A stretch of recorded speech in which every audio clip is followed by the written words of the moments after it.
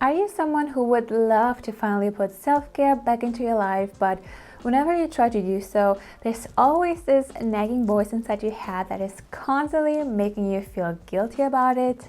You might keep apologizing for taking time for yourself while you're feeling like you're just being selfish. Or maybe you keep pushing it off because you always feel like there are more productive or more important things to do. But if you're constantly feeling tense, tired, forgetful, or have a hard time concentrating because you're overworked or trying to do too much stuff, you know that it's time for self-care. If this sounds like you might also know that if you're at the point where you think, who the heck has time for a hobby?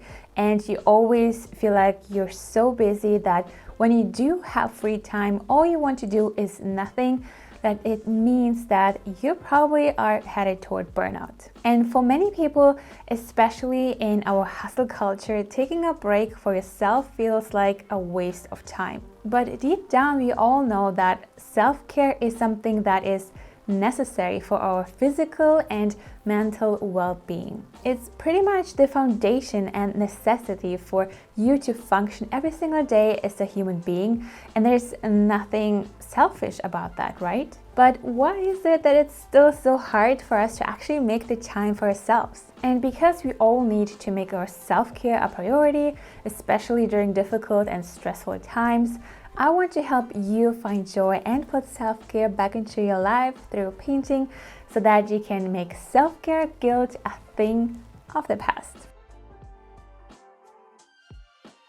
The first thing is that I think we always believe that we are not doing enough, or that one day we'll have more time, so we can simply take time for ourselves later. But the trap is that we always live in this illusion that our situation is temporary, that once we get this or that done, we will have more time. But the chances are that something else will pop up that needs our attention again. So we keep working and working, feeling worse and worse, while feeling that scheduling time for self-care seems just another thing on our to-do list, and nobody has time for that, right? But we forget that self-care actually enables us to keep going. It makes us feel energized and relaxed, mentally sharp. We also feel creative and we feel good in our own skin. I sometimes fall into the trap of thinking, even when I'm headed toward burnout, that if I stop working or doing something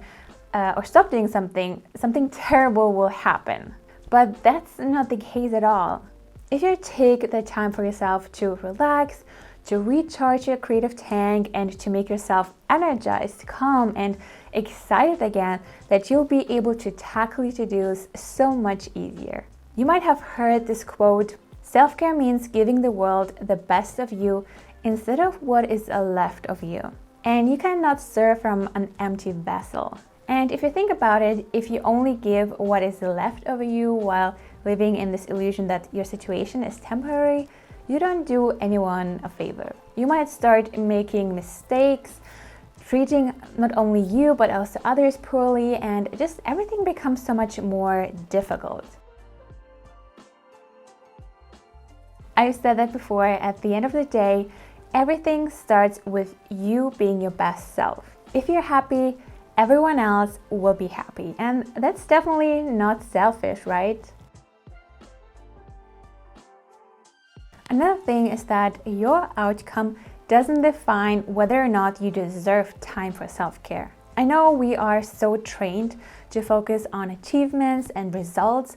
Only then we can consider ourselves successful. That's how we all grew up, right?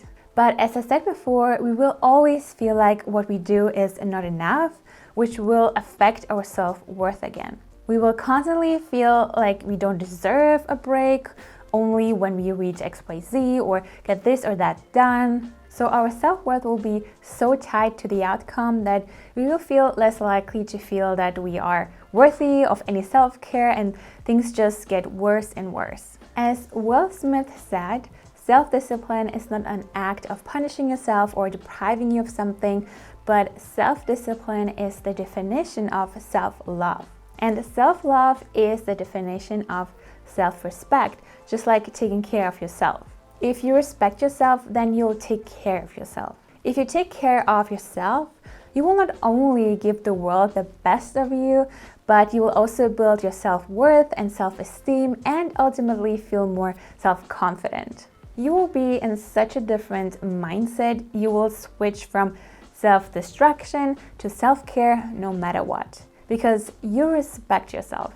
And I got a message not so long ago where someone was asking me what to do when painting as a hobby becomes more like a chore to you. And that's exactly what can happen if you, again, obsess and focus too much on the outcome when you sit down to paint. You will feel frustrated when something doesn't work out, instead of just enjoying the process of being focused, mindful, and relaxed no matter what. Self-care is not something you add to your to-do list and that needs to be perfect. It's rather doing less, simplifying your life, and saying no to more things that don't make you feel happy.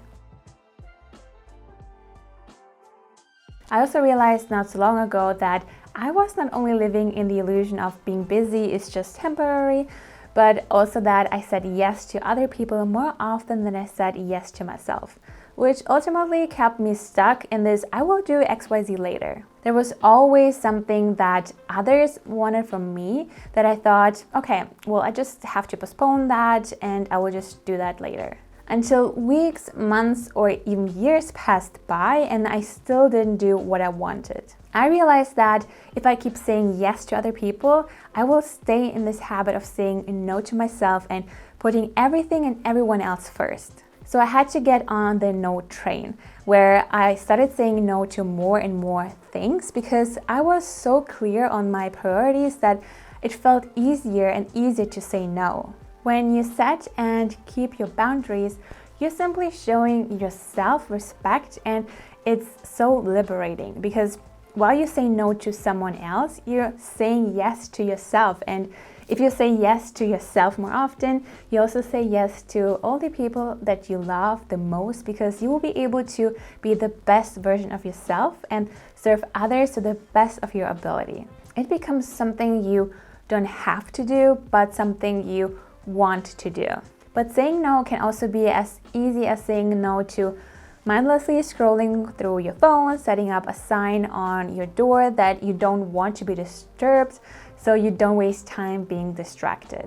All these little things can help you gain control over your time and how you spend it. Now that you know that self-care isn't selfish but actually necessary, and it's an act of being selfless, and that your mental and physical well-being needs to be your priority, it's time to actually developing the habit of putting yourself first, one step at a time. And for that, it's important to check in with yourself from time to time and evaluate what you actually need.